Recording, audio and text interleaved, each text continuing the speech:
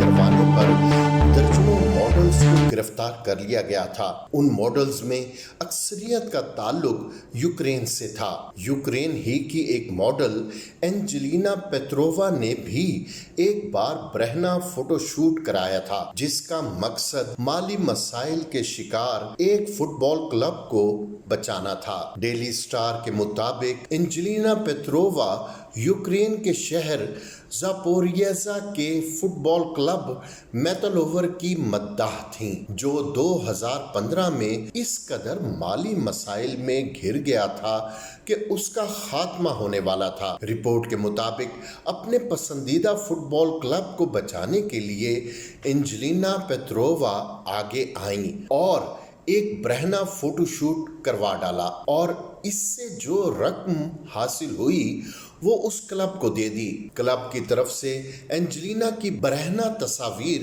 Posters पर भी फरोख्त की गईं और सुविनियर्स पर भी लगाई गईं।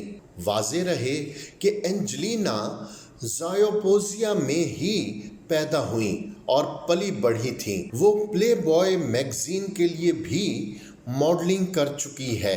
हमने फिल्मों और ड्रामों में कई मर्तबा ऐसी कहानियां देखी हैं जिनमें हीरोज एक से ज़ायद शादियां करते हैं और हंसी खुशी रहते हैं, लेकिन हकीकी जिंदगी में ऐसी मिसालें ढूंढने के लिए निकलें तो बड़ी मुश्किल पेश आती है। ताहम एक शख्स इस वक्त सोशल मीडिया पर तवज्जो का मरकज बना हुआ है, जिसका ताल्लुक थाईलैंड से है और उसकी 8 बीवियां हैं और तमाम एक दूसरे के साथ हंसी खुशी रहती हैं। गैर मुल्की मीडिया रिपोर्ट्स के मुताबिक ओंग दाम सोरोत नामी नौजवान ने हाल ही में थाईलैंड के एक मशहूर कॉमेडियन को अपनी मुतनाज़ा अज़दवाजी हैसियत के बारे में इंटरव्यू दिया। रिपोर्ट्स के मुताबिक इंटरव्यू में नौजवान ने बताया कि वो एक घर में अपनी 8 बीवियों के साथ खुशी के साथ रहता है। यूट्यूब पर जारी किए गए इंटरव्यू में थाई नौजवान ने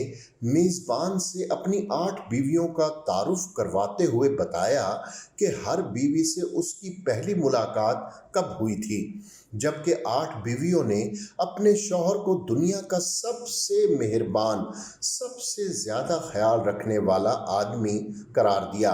इंटरव्यू में खुशकिस्मत इंसान ने बताया कि वो अपनी पहली बीवी से एक दोस्त की शादी में मिला और उसे शादी की पेशकश की, जो उसने फौरन कबूल कर ली, जबकि दूसरी बीवी से उसकी मुलाकात बाजार में हुई थी। इसके अलावा ओंग ने बताया कि उसकी तीसरी बीवी हस्पताल में, चौथी, पांचवी और छठी बीवियों से मुलाकात बिलतरतीब सोशल मीडिया, इंस्टाग्राम, फेसबुक और टिकटॉक के जरिए हुई, जबकि 7वीं बीवी मंदिर में और 8वीं और आखिरी बीवी उस वक्त मिली जब वो 4 बीवियों के साथ छुट्टियां गुजारने गया हुआ था। रिपोर्ट्स के मुताबिक ओंग का अपनी पहली बीवी से एक बेटा भी है। ओंग ने इंटरव्यू में मजीद बताया कि लोग हमेशा ये समझते हैं कि मैं बहुत अमीर हूँ, अपने घर वालों की देखभाल सिर्फ खुद करता हूँ, लेकिन ये सच नहीं है।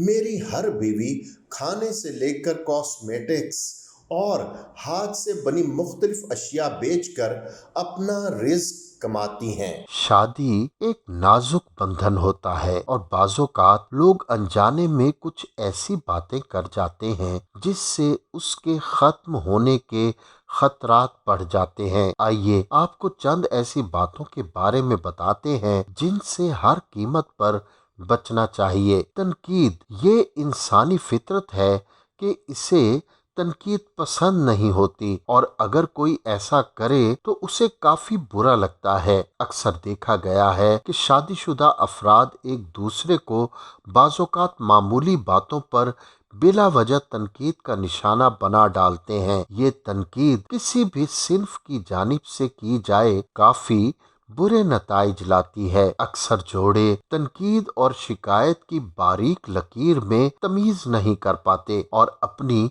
शादीशुदा जिंदगी बर्बाद कर बैठते हैं। आपको चाहिए कि अपने जीवन साथी की तारीफ करें और अगर उससे कोई गलती हो जाए तो उसे तनकीद का निशाना बनाने की बजाय आराम से समझाएं। ये बात गलत है اور اسے اس طرح نہیں ہونا چاہیے۔ کسی بھی انسان کو اپنی توہین بالکل بھی پسند نہیں ہوتی۔ اگر آپ اپنے جیون ساتھی کے ساتھ توہین والا رویہ اپنائیں گے تو یقین جانیے کہ اسے یہ بات نہ صرف اچھی نہیں لگے گی بلکہ اس کے دل میں اس لیے عزت کم ہوتی جائے گی۔ اگر آپ کے جیون ساتھی سے کچھ غلط ہو جائے تو اس انداز میں بات کیجیے کہ اسے محسوس ہی نہ ہو کہ آپ اس کی توہین کر رہے ہیں۔ اکثر دیکھا گیا ہے کہ لوگ اپنی لڑائیوں کو رشتہ داروں کے سامنے طے کرنے کی کوشش کرتے ہیں اور بات چیت کے دوران